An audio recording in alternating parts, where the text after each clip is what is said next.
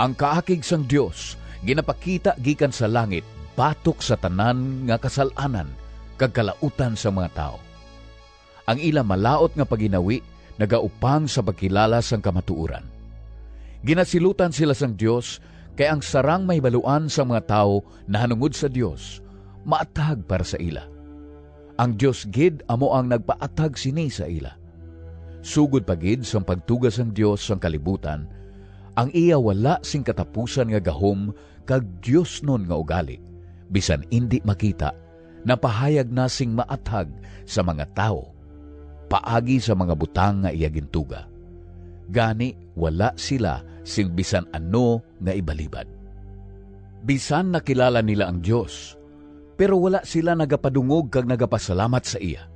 Sa baylo, nanginwalay pulos ang ila mga pangunauna, kag ang ila kalong nga mga ulo na puno sang kadudulman.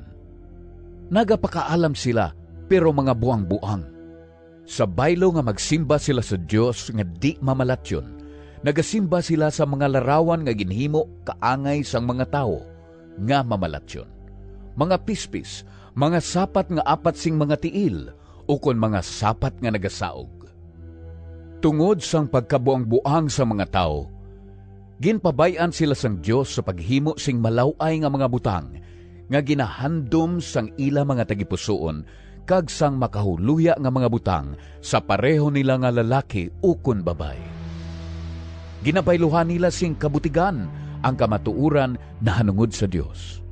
Ginasimba kag ginaalagad nila ang mga tinugas sang Dios, kag indi ang manunuga nga dalayawon sa gihapon, kabay pa.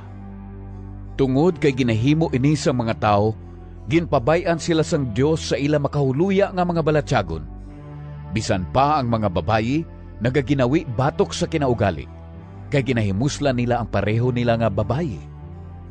Amuman ang mga lalaki, wala sila nagagamit sa mga babayi, kay nagasilabo ang ila balatyagon sa pareho nila nga lalaki. Nagahimo sila sing makahuluya nga mga butang sa pareho nila nga lalaki. Kag tungod sini, nagabaton sila sa ila kaugalingon sang silot nga takos sa ila malain nga ginahimo.